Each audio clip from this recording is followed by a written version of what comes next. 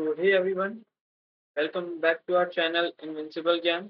और यादव जी की सभा में आप सभी का फिर से स्वागत है। तो कैसे हैं आप सब लोग? मेरे पास सब ठीक होंगे, बढ़िया होंगे और अच्छे तरीके से पढ़ाई कर रहे होंगे। तो सर जी, जैसे कि हम पॉलिनोमियल्स अपना चैप्टर शुरू कर दिए थे क्लास 9 का, ठीक है। और उसमें हमने लगभग अपनी 2-3 एक्सरसाइज कंप्लीट कर चुकी थी, ठीक है। कितनी कर चुकी थी? हाँ, 3 एक्सरसाइज कंप्लीट कर चुकी थी। और यहाँ तक हमने क्वेश्चन नंबर 3 तक अच्छे तरीके से कर लिया था। अब देखो, जो क्वेश्चन नंबर 4 और क्वेश्चन नंबर जो 5 है ना, इसमें आपका एक अलग कंसेप्ट यूज होगा। कौन सा sir? Splitting the middle term. ठीक, ये सब चीजें हम पिछले क्लास में कर चुके हैं। अगर आपने वो नहीं देखी तो प्लीज जाके जरूर देखिए, आपको बहुत बड़ी तरीके से समझ में आ जाएंगे, ठीक है। तो इस वीडियो में हम स्प्लिटिंग द मिडिल टर्म के कुछ एक्स्ट्रा क्वेश्चन करने वाले हैं कि सर जी, जो मैं एक ट्रिक बता रहा हूँ वो इजी तो है, बहुत इजी है। मतलब आप बस करोगे और लिखोगे और तुरंत हो जाएगा आपका, ठीक है। बट आपको उसके लिए थोड़ी सी प्रैक्टिस करना जरूरी है, ठीक। और ये एक तो स्क्वायर वाला ये हो गया जिसमें आपको स्प्लिटिंग मिडिल टर्म लगता है, और एक क्यूबिक वाले फैक्टर भी होते हैं जिसमें थोड़ी सी अलग और लंबी प्रोसेस होती है, तो उसको भी आपको देखना जरूरी है। और 100% होता है कि आपका क्यूबिक का एक तो एक आता है, क्योंकि उन्हें पता है कि प्रोसेस थोड़ी लंबी है तो बच्चे भूल जाएंगे या फिर गलती करेंगे, तो एक जरूर देते हैं, ठीक सर। तो उसको भी हम देखेंगे। तो शुरू करते हैं अपन। अपना क्या करेंगे सर? आज हम करेंगे अपना स्प्लिटिंग द मिडिल टर्म के पहले क्वेश्चंस कर लेते हैं। स्प्लिटिंग द मिडिल टर्म, ठीक है। सर जी, पहला क्वेश्चन आपका क्या है?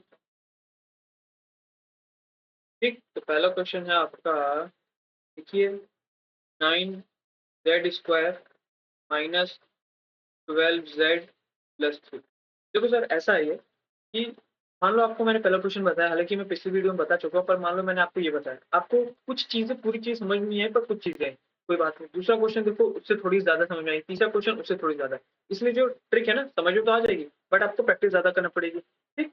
तो एक ही क्वेश्चन करके मत जाना, पहले देख लेना 4-5 क्वेश्चन, क्योंकि ट्रिक सर बहुत बढ़िया तरीके से आप कोई भी क्वेश्चन उठा लो आपका हो जाएगा, ठीक है। तो शुरू करते हैं। देखो, अब हमने बताया था सर जी कि इसका फैक्टर निकालने का क्या तरीका है, कि सबसे पहले आपको क्या चीज करनी पड़ती है, इस 9 को और इस 3 को बगल में लिख लो। क्या? इस 9 को और मल्टीप्लाई लगा के 3 बगल में लिख लो, बस पहली स्टेप ये।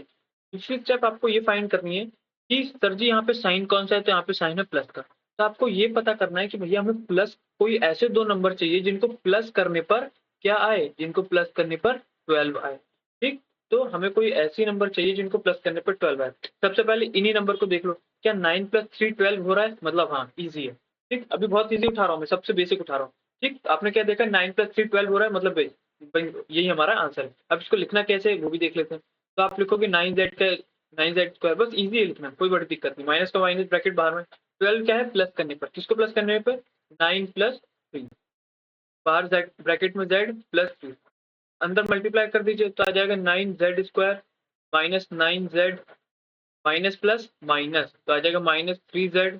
z भी अंदर सबसे मल्टीप्लाई होगा इससे और इनसे दोनों से, ठीक। और +3 का +3, ठीक है। अब देखते हैं भाई इसमें से क्या कॉमन आ रहा है। एक तो इसमें से आप देख पा रहे हो 9 कॉमन आ रहा है, और इधर इसके पास 2z, इसके पास 1z, तो एक z कॉमन आ जाएगा। अब 9 निकल गया और 2z में से 1z कॉमन निकल गया, तो बच जाएगा 1z माइनस 9 कॉमन निकल ही चुका है, ठीक। z भी निकल चुका है, मतलब कुछ नहीं बचता, तो हम लिख देते हैं 1, ठीक है। अब हमेशा याद रखेंगे कि जो चीज z-1 इधर आ रही है वो हमेशा कॉमन z-1 इधर सेम आनी चाहिए। क्या होता है, क्या बोलना चाह रहा हूँ, समझो ध्यान से। उससे पहली चीज मैंने आपको बताया था कि अगर यहाँ पे माइनस है और यहाँ पे प्लस है तो हमें साइन बदलना पड़ता है, और साइन बदलने के लिए हम क्या करते हैं, हम क्या कॉमन लेते हैं, हम माइनस कॉमन लेते हैं। तो सबसे पहले माइनस कॉमन ले लो, इससे साइन बदल जाएगा। साथ ही साथ माइनस के साथ हम इन दोनों में से क्या कॉमन ले सकते हैं, इनके साथ हम 3 कॉमन ले सकते हैं। क्या बच जाएगा? मैंने बोला था कि भैया माइनस कॉमन लेने से साइन बदल जाता है, तो यहाँ पे माइनस है तो यहाँ पे प्लस हो जाएगा। 3 कॉमन आ गया तो बच गया सिर्फ और सिर्फ z। यहाँ पे प्लस था तो अब आ जाएगा माइनस, क्योंकि हमने माइनस कॉमन लिया है। यही फायदा है माइनस कॉमन लेना, कि आपका साइन बदल जाता है, ठीक। 3 कॉमन ले चुके हो तो आपका 1। सर जी, हमने माइनस कॉमन इसलिए लिया क्योंकि हमें सेम ऐसा बनाना है, साइन भी अलग नहीं होना चाहिए, ठीक। अब आपने 3 कॉमन लिया, माइनस कॉमन लिया, तो z-1 सेम जैसा बन गया, ठीक। अगर आपने सेम जैसा नहीं बनाया तो आप फिर गलत जा रहे हो। अब 2 बार z-1 को एक बार लिख लो, और ये 9z और ये -3 इसको एक साथ लिख लो, तो आ जाएगा 9z-3, बस ये आपके आंसर आ गए। सिर्फ इतना सही है, ठीक। तो आपको समझने की क्या चीज थी, एक यहाँ पे थी, अभी हालांकि यहाँ पे इतनी चीज नहीं आई समझने के लिए, बट एक यहाँ पे चीज़ और एक यहाँ पे चीज़। इस 2 चीज़ को समझो, आपका क्वेश्चन खत्म हो जाएगा, ठीक? एक और इज़ी क्वेश्चन उठाते हैं अपन। कौन-सा इज़ी क्वेश्चन? सेकंड। क्या बोलता है भैया? ठीक है, तो क्वेश्चन लिखेंगे 9x² 9x² minus 12x plus 2, ठीक है? ये आपका क्वेश्चन है, ठीक है? अब हमें क्या करना है भैया, इसका आंसर निकालना है। देखो, फिर से वही चीज़ 9 और 4 को अगल बगल में लिख लो, 9 इंटू 4, है ना? फिर हमें क्या चाहिए, क्या चाहिए? तो हमें प्लस करने पे कोई ऐसा 2 नंबर जिनको प्लस करने पर क्या है? 12 है। तो सबसे पहले इन्हीं दोनों को चेक करो। क्या 9 प्लस 4 12 होता है? नहीं, 9 प्लस 4 कितना होता है? 13। अब देखिए सर, अब हम कैसे निकालते हैं? देखो, आपको क्या करना है कि सबसे पहले इन दोनों में से बड़ा नंबर ढूँढना है। बड़ा नंबर कौन-सा है? 9। तो सर जी, हम कोई वो छोटी से छोटी टेबल देखेंगे, तो हम 9 से डिवाइड कर पाएँ। तो छोटी टेबल कौन-सी? 2। तो भैया 2 से तो 9 डिवाइड होगा नहीं, तो हम उठाते हैं 3। 3 से डिवाइड हो जाएगा। तो हम क्या करेंगे कि जिस टेबल को हम उठा रहे हैं, एक तरफ से डिवाइड और दूसरी तरफ से मल्टीप्लाई। जैसे कि हमने 3 के टेबल को उठाया, क्योंकि 9 डिवाइड हो जाएगा। तो कितने टाइम्स डिवाइड हो रहा है? 3 3 ज़ा 9। अब उसी 3 को 3 के टेबल 3 को 9 को हमने किससे डिवाइड किया था? 3 को। तो 3 को ही हम किससे मल्टीप्लाई करेंगे? 4 को। तो 3 4 ज़ा 12। बात समझ में नहीं आ रही? कोई बात नहीं, आराम से समझो। देखो सर, सबसे पहले आपको इन दोनों में से ये देखना है कि बड़ा नंबर कौन-सा है? तो बड़ा नंबर है 9। अब हमें छोटा से छोटा टेबल उठाना है जो कि 9 को डिवाइड कर दे। तो कौन-सा टेबल है? 3 का। तो हम 3 को 9 से डिवाइड करेंगे और उसी 3 को 4 से मल्टीप्लाई कर देंगे। एक तरफ से डिवाइड, एक तरफ से मल्टीप्लाई, और डिवाइड हमेशा बड़े नंबर को ही करना है। तो 3 3 ज़ा 9 और 3 4 ज़ा 12। अब इन दोनों को चेक करो, ये दोनों प्लस करने पर 12 आ रहे हैं क्या? तो 12 3 15 हो जाता है, नहीं। अब बड़ा नंबर किधर आ गया? इधर। अब 12 किससे डिवाइड हो जाएगा? देखो, हो तो जाएगा 2 से भी, 3 से भी, 6 से भी, पर हमें छोटा टेबल उठाना है। तो हमने देखा 2 का टेबल, ठीक? तो 2 6 ज़ा 12 और फिर 2 3 ज़ा 6। 2 को ही 12 से डिवाइड करोगे और 2 को ही 3 से मल्टीप्लाई करोगे, इस बात को ध्यान रखेंगे। अब देखो क्या 6 + 6 12 हो रहा है? हाँ सर, 12 हो रहा है, तो बस यहीं पे रुक जाओ, ये आपका आंसर है। बस अब लिखने की प्रक्रिया करो, ठीक? मतलब कि 9x² माइनस का माइनस 12 बोले तो 6 + 6x, ठीक? प्लस का 4, ठीक है। 9x² अब अंदर मल्टीप्लाई कर दो, -6x हो जाएगा, -6x, ठीक? माइनस प्लस माइनस, तो ये भी जाएगा -6x प्लस 4। इन दोनों में से देखो सर, इन दोनों में से क्या कॉमन आ रहा है? देखो, x तो हमेशा कॉमन आएगा, क्योंकि इसके पास 2x, इसके पास 1 है, ठीक है, x तो कॉमन आएगा। साथ ही साथ देखो क्या कॉमन आ रहा है, तो आप देखोगे 9 और 6 कौन से टेबल में आते हैं? तो आते हो 3 के टेबल में। इस हिसाब से कॉमन लेना है, ओके? कितने टाइम्स में आता है? तो 3 3 ज़ा 9 आता है, और 2x में से 1 x निकल गया तो सिंगल x बच गया। अच्छा, 6 कितनी बार में आता है? 2 बार, माइनस का माइनस, 3 2 ज़ा 6, और 1 x था तो 1 x बाहर निकल गया, तो ये आ गया आपका कॉमन। ठीक है, बात समझ में आ गई? ठीक, कुछ नहीं करा। 9 और 6 किसके टेबल में आते हैं? 3 के टेबल में, तो 3 को कॉमन ले लिया। इसके पास 2x था, इसके पास 1 x था, तो 1 x कॉमन आएगा। ठीक है, कोई भी दिक्कत नहीं। तो अपन इधर आ जाते हैं। हमने पिछले क्वेश्चन में देखा कि जो ये जैसे 3x - 2 इधर आ रहा है, तो 3x - 2 इधर भी कॉमन आना चाहिए। पर आप इधर देखोगे कि इधर माइनस है और इधर प्लस है। तो साइन बदलने के लिए हम क्या कॉमन लेते हैं? साइन बदलने के लिए हम कॉमन लेते हैं माइनस। माइनस कॉमन ले लोगे तो आपका आंसर आराम से आ जाएगा।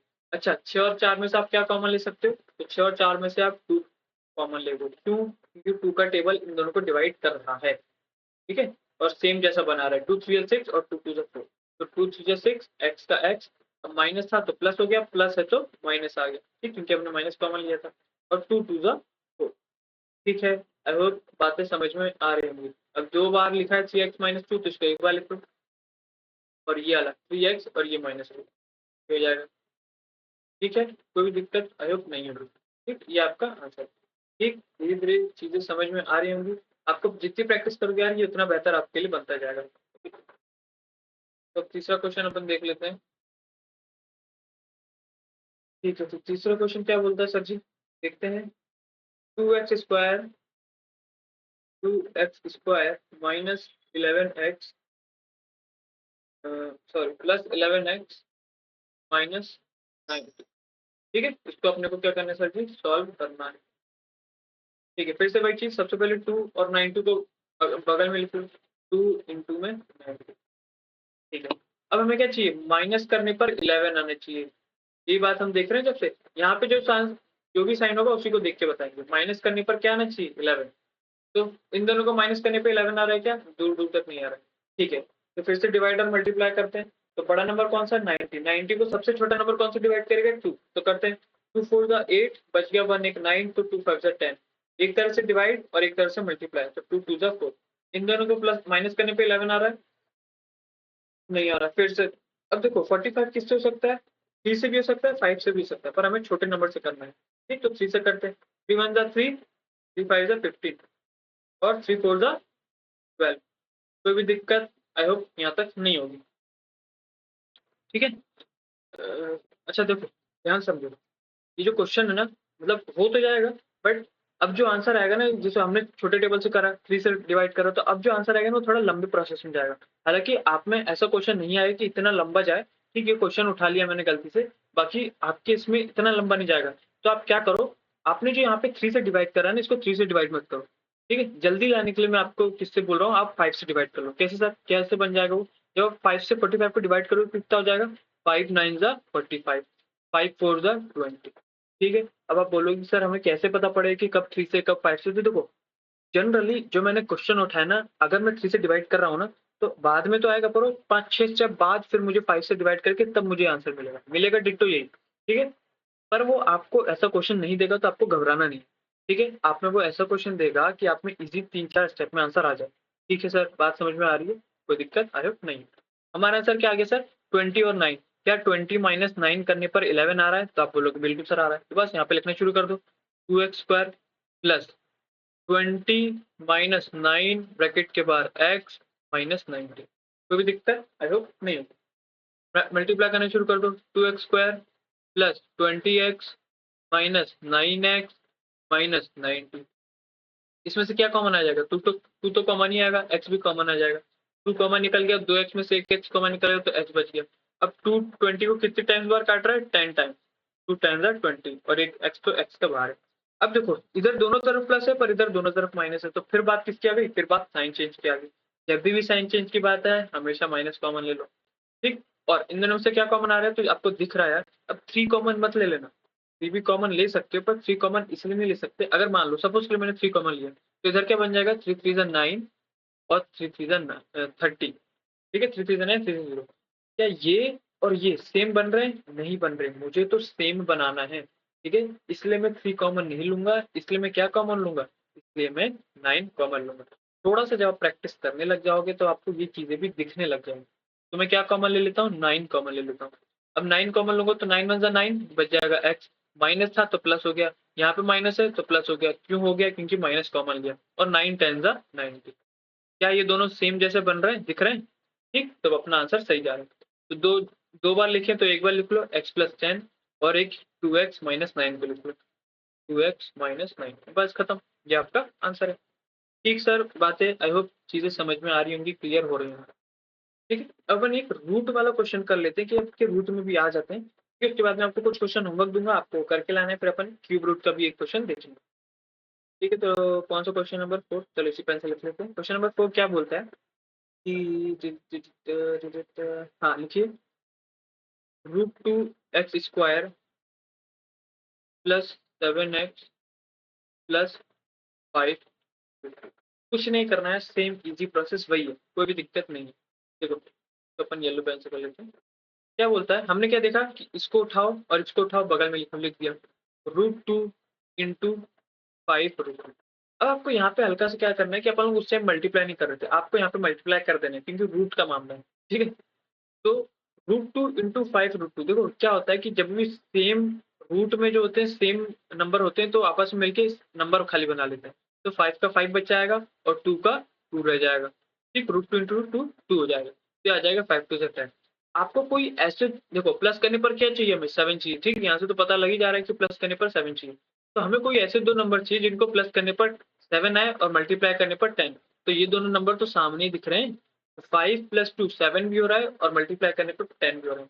जनरली रूट में आपका ऐसे ही आ जाएगा, बिल्कुल फर्स्ट स्टेप में आंसर आ जाएगा। बस हल्का से दिमाग लगाओ ऊपर और ये फर्स्ट स्टेप में आ जाएगा। ठीक, हार्ड नहीं देंगे वो, देंगे भी तो जब आप ये निकाल लोगे ना तो फिर से बस वो मल्टीप्लाई डिवाइड वाली चीज आप कर देना, आपका आंसर बन जाएगा। चलो कर देते हैं, √2x² प्लस 7 को क्या लिखेंगे? 5 प्लस 2 ब्रैकेट के बाहर x प्लस का प्लस 5 √2। ठीक है, मल्टीप्लाई कर देते हैं, √2x² plus 5x plus 2x plus 5√2। कोई दिक्कत आई होप नहीं होगी। अब ध्यान से देखो बिल्कुल, अगर आप इसमें से देखोगे तो इसमें से आपके दिमाग में कुछ भी कॉमन नहीं आ रहा होगा। एक्स तो कॉमन आता ही आता है, तो एक्स को लिख लो बाहर। तो बच क्या गया इधर, √2 बच जाएगा, एक्स बच जाएगा, प्लस 5 बच जाएगा। ठीक। अब भैया दिक्कत ये है कि यहाँ से भी कुछ खास कॉमन नहीं दिख रहा, पर हमें सेम चीज यहाँ पे बनानी है कि नहीं। तो ध्यान से देखो, यहाँ पे लिखा है 2x, यहाँ पे लिखा है 5√2। तो 2 को हम क्या लिख सकते हैं, 2 को हम लिख सकते हैं √2 जैसे कि अगर सेम नंबर जो रूट लगा होता है, सेम नंबर को मल्टीप्लाई करने पर खाली नंबर देता है, उसी नंबर को हम 2 बार रूट लगा के लिख सकते हैं। इस चीज को याद रखेंगे। ठीक है, समझ में आ रही है बात, कोई भी दिक्कत नहीं होगी। तो भैया 2 को मैं कैसे लिख लूँ, 2 को मैं लिख सकता हूँ √2 इंटू √2x प्लस 5√2। अब आप मुझे बताओ कि इन दोनों में से क्या कॉमन आ रहा है। इन दोनों में से √2 कॉमन आ जाएगा, तो √2 कॉमन ले लिया, एक √2 कॉमन ले लिया, तो बच जाएगा भैया एक √2 x प्लस का प्लस, और √2 तो बाहर आ गया, तो यहाँ पे आ जाएगा 5। अब आप देखो क्या ये दोनों सेम दिख रहे हैं, सेम दिख रहे हैं। बस अब इन दोनों को एक बार लिख लो, और जो बच गया एक बार लिख लो, हो जाएगा ये √2x प्लस 5। ठीक, और इधर से x और इधर से प्लस √2x प्लस। ठीक है, चीजें क्लियर हो रही है, कोई भी दिक्कत नहीं, बस सेम टू सेम वैसे ही जैसा। ओके, अब आप फटाफट से कुछ क्वेश्चन दे रहा हूँ, आप होमवर्क लिख लो। उसके बाद जो एनसीईआरटी का है वो भी आपको करके लाना है। ठीक, होमवर्क में क्या है भैया, पहला question 6x² minus 11x minus 10। ठीक है, दूसरा question 9x² minus 37x plus 10। ठीक है, तीसरा question 3p² plus 13p plus 4, 3p² plus 13p plus 4। ठीक है, चौथा क्वेश्चन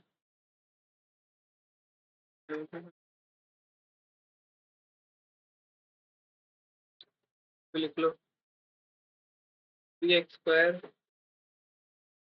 माइनस 19x प्लस 16। पांचवा क्वेश्चन क्या है, एक रूट का लिख लीजिए ताकि आपको कोई दिक्कत ना आए। ये आपका 7√2x² माइनस 10x माइनस 4। ठीक है, ये सब आपके होमवर्क है, आपको करके लाना है। ठीक, नहीं बने तो प्लीज कमेंट में जरूर डाल दीजिएगा, मैं आपको आंसर सेंड कर दूंगा। ओके, अब अपन आ जाते हैं भैया क्यूब पे। देखो ये जो एनसीईआरटी है ना, एनसीईआरटी के एक तो 5 क्वेश्चन वो जो मैंने दिए, और ये 4 क्वेश्चन, 1 2 3 4, ये 4 भी करना है, तो मतलब टोटल आपके 9 होमवर्क हो गए। अपन एक ये फैक्टराइज एक क्यूब वाला कर लेते हैं, फिर क्लास खत्म होता है। ओके, क्या बोलता है, x³ minus 2x² minus x plus 2। ठीक है, फैक्टराइज वाला दूसरा है। क्या बोलता है question, x³ minus 2x² minus x plus 2। सही है। अच्छा, एक बात हमेशा याद रखेंगे कि जब भी क्यूबिक आएगा, तो अगर देखो जो जितनी उसकी किसी भी इक्वेशन की जितनी हाईएस्ट पावर होगी, उतनी उसके रूट्स होंगे या फिर उतनी उसके फैक्टर कहलाएंगे। ठीक है, जैसे कि अगर मैं आपको इधर दिखाऊं कि भैया इधर न्यूज पे देखो, हाँ, जैसे ये क्या थी सर, एक क्वाड्रेटिक इक्वेशन, मतलब चलो छोड़ो कोई बात नहीं, इतना समझो कि हाईएस्ट डिग्री क्या है इसकी, 2 है, तो इसके फैक्टर कितने आ रहे हैं, 2 आ रहे हैं, पहला ये दूसरा ये। ठीक है, ऊपर देखोगे आप, इसकी भी हाईएस्ट डिग्री कितनी है, 2 है, तो इसके फैक्टर कितने आ रहे हैं, 2 आ रहे हैं, एक ये और दूसरा ये, है ना, भले वो सेम आए डिफरेंट आए वो कोई मैटर नहीं है। ठीक है, ऐसे ही जब ये इसकी हाईएस्ट डिग्री आपकी x³ है, तो कितने आएंगे आपके, 3 आएंगे। ठीक है, समझ में आ रही बात। अब अपन देखते हैं कि भैया पहला कैसे निकालते हैं, और उसी पहले की मदद से हम बाकी 2 निकालेंगे। ठीक है, देखो इसमें क्या करना पड़ता है, आपको hit and trial method use करना पड़ता है। हिट एंड ट्रायल मेथड क्या होता है सर, हिट एंड ट्रायल, देखो ये बोलता है कि सबसे पहले x की जगह 1 पुट करके देखो, x की जगह 1 पुट करने पर अगर आंसर 0 आता है, तो भैया आपका जो है एक ही फैक्टर है, x इक्वल टू 1 नहीं, पहले अच्छा चलो साथ में करते रहते हैं, 1 पुट करते हैं, तो भैया 1 का क्यूब 1 माइनस पुट कर दो, लिखना है क्या, चलो आप ओरली कर लोगे, इतना भी बच्चे नहीं यार। 9 क्लास में 5 है। देखो हम 1 सीधा पुट करें तो 1 का क्यूब भैया कितना हो जाएगा 1 माइनस 2 इंटू 1 का स्क्वायर 1 तो -2 माइनस एक्स की जगह 1 और +2 सॉल्व करो। +1 से -1 कैंसिल, -2 से +2 कैंसिल, मतलब आंसर क्या आ रहा है 0। तो मैं क्या बोलूंगा कि भैया इस 1 को आप इधर ले आओ, x -1 कितना आ गया 0। बात समझ में आ रही है भैया? पहले x इक्वल टू 1 था, 1 को आप इधर लाए तो x -1 हो गया। अब मैं बोलूंगा कि x -1 जो है इस इक्वेशन का पहला फैक्टर है। बात समझ में आ रही है? सबसे पहले मैंने 1 पुट किया, आंसर कितना आया? गलती से आंसर या बोलो कि हिट एंड ट्रायल मेथड से आंसर 0 आ गया। बन गया मेरा काम। तो मैं 1 को इधर लाऊंगा, x -1 लिखूंगा और बोलूंगा कि भैया x -1 मेरा इस इक्वेशन का पहला फैक्टर है। अभी 2 बचे हैं, ठीक है। मान लीजिए अगर 1 नहीं आता तो आप क्या करते? फिर आप -1 पुट करके देखते। अगर -1 से आ जाता तो -1 को इधर लाके आप क्या बोलते? x+1 हो गया। फिर आप बोलते कि x+1 इसका एक फैक्टर है। -1 भी काम नहीं करता तो आप 2 कर रखते, ठीक है।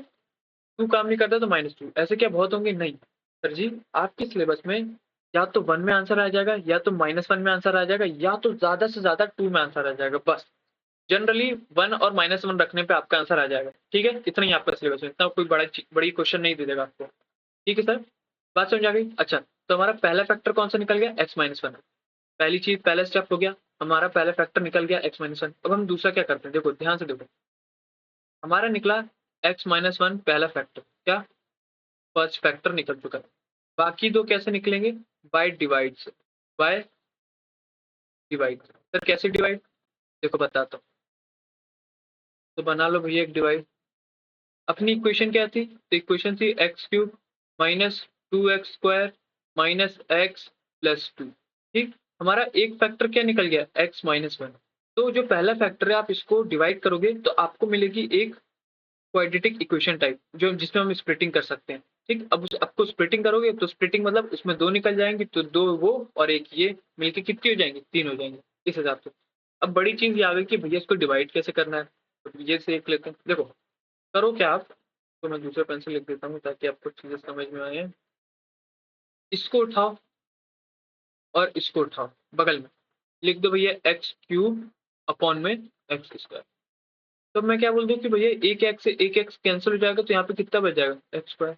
ये चीजें समझ में आती है ना? x³ मतलब भैया 3x, और x मतलब एक ही x, तो 3x में से एक x जब डिवाइड हो जाएगा तो कितने बच जाएंगे? x², ठीक, 2x। ठीक है, चीज समझ में आ रही है? तो जो आपका ये आंसर आएगा ना, इसको यहाँ पे लिख दो। कहाँ पे? इसको यहाँ पे लिख दो। तो यहाँ पे लिख दोगे आप तो हो जाएगा आपका x²। अब बस मल्टीप्लाई करो, x इंटू x² क्या होता है? तो आ जाएगा x³। ठीक। -1 इंटू x² तो वो हो जाएगा -x²। ठीक है, चीजें समझ में आ रही हैं? आई होप कोई दिक्कत नहीं होगी। अब साइन चेंज कर दो। किसके हिसाब से साइन चेंज करना है? इसके हिसाब से। जैसे x³ के आगे कुछ नहीं है, मतलब प्लस है, तो नीचे क्या ले हो जाएगा? माइनस। इधर माइनस, अच्छा इसको अलग पेन से लिख दूं क्या? तो मैं व्हाइट से लिख देता हूँ। ये क्या हो जाएगा आपका? माइनस। ठीक। यहाँ पे माइनस है तो यहाँ पे क्या आ जाएगा? प्लस। ठीक है। अब +x³ -x³, ये जो साइन चेंज करते हो ना, इसका मतलब ये हो जाता है कि अब इसका ये साइन है, x² का अब प्लस साइन है, अब माइनस साइन नहीं रहा, तो इससे +x³ -x³ कैंसिल हो जाएगा। -2x² और +x² कितना होता है? इधर देखो, अलग से लिखो, -2x² +x²। भैया 2x² में से एक x² काट दो तो कितना बचेगा? सिर्फ और सिर्फ x²। साइन काय का लगेगा? नेगेटिव का, क्योंकि बड़े नंबर के सामने माइनस है तो यहाँ पे लगे -x²। तो आंसर कितना आ जाएगा यहाँ पे? आंसर आपका आ जाएगा, आ गया -x²। चीजें समझ में आ रही हैं? ऐसी करके करोगे तब आपका आंसर आएगा। देखो ये टफ चीजें नहीं है, आप इसी के कम से कम 5-6 क्वेश्चन भी कर लोगे ना, तो आपको ये सारी चीजें इजी लगने लगेंगी। पहला बार है इसलिए आपको आराम से समझा रहा हूँ ताकि दिमाग में घुसे, ठीक है। अब देखो बाकी की चीजें उतार दो, -x और +2 एक साथ उतार दो, ये आ जाएगा -x+2। अब फिर से वही चीज, क्या? फिर से बस वही तरीका, इसको उठाओ, -x² को उठाओ, लिख दो इधर। और किसको उठाना है? और इस वाले x² को, इस वाले x को वापस उठाओ, -x² अपॉन x लिख दो। एक x से एक x कैंसिल, बच गया कितना? -x। अब इस -x को कहाँ पे लिखेंगे अपन? इधर। कहाँ पे लिखेंगे? इधर। लिख दो -x। ठीक है, बस वही चीज डिट्टो एक ही चीज करनी। अब इस x को इससे मल्टीप्लाई करोगे तो कितना आ जाएगा? आ जाएगा माइनस एक्स स्क्वायर। अब -1 इंटू माइनस एक्स, तो -1 into minus x, minus minus plus हो जाएगा, तो आ जाएगा प्लस एक्स। ठीक है, कोई भी दिक्कत आई होप नहीं होगी। साइन चेंज कर देते हैं भैया, साइन क्या चेंज कर देते हैं, तो माइनस का क्या हो जाएगा प्लस, प्लस का क्या हो जाएगा माइनस। सॉल्व करो तो माइनस एक्स स्क्वायर और प्लस एक्स स्क्वायर कैंसिल हो जाएगा। माइनस एक्स कितना हो जाएगा? ये हो जाएगा -2x। ठीक, 2 का 2 उतर जाएगा। चीजें समझ में आ रही है? ठीक है, कोई भी दिक्कत नहीं होगी। अब फिर से वापस -2x इधर लिख दो, और कौन सा x उतरेगा? ये वाला x अपॉन में लिख दो। लिख दिया x अपॉन में, x से x कैंसिल, आगे कितना -2। अब इस -2 को कहाँ रखेंगे अपन वापस? इस -2 को लिखेंगे यहाँ पे। ठीक है, लिख दिया। अब मल्टीप्लाई कर दो, x इंटू -2 कितना आ जाएगा? ये आ जाएगा -2x। ठीक, और -1 इंटू -2 कितना हो जाएगा? माइनस माइनस प्लस, तो ये हो जाएगा प्लस। साइन चेंज कर देते हैं अपन, साइन जो है चेंज कर देते हैं, तो माइनस का प्लस हो जाएगा, प्लस का माइनस हो जाएगा। ये कैंसिल, ये भी कैंसिल, आ जाएगा 0। आपका रिमाइंडर कितना आ गया? 0। अब ध्यान देने वाली बात के बाद डिवाइड समझ में आ गया? ठीक है, कोई भी चीज नहीं समझ आती एक बार फिर से रिमाइंड करके देख लेना, आपको चीज समझ में आ जाएगी। बहुत आसान तरीके से समझा रहा हूँ। ठीक है, अब हमारे काम की क्या चीज है? हमारे काम की चीज है, तो पेन लूं, हमारे काम की चीज है ये। ठीक, इसको उठा लो और अलग से लिख लो, क्या? X square minus x minus 2, x square -x - 2। अब इसमें स्प्लिट लगा दो। क्या करते हैं भैया? सबसे पहले यहाँ का कोफिशिएंट क्या है? कुछ नहीं, तो लिख दो 1, और यहाँ का कोफिशिएंट क्या है? 2। साइन वाइन नहीं देखना अपने को अभी, 1 इंटू 2 लिख दो। हमें क्या चाहिए भैया? हमें माइनस करने पर x के पहले क्या है? कुछ नहीं है, मतलब 1 है। ठीक, तो हमें माइनस करने पर 1 चाहिए। क्या 2 - 1 1 होता है? तो भैया ये तो अपना आंसर आ गया, बस पुट कर दो। एक्स स्क्वायर माइनस का माइनस 1 चाहिए, मतलब 2 - 1, एक्स ब्रैकेट के बाहर x, माइनस का माइनस 2 का 2।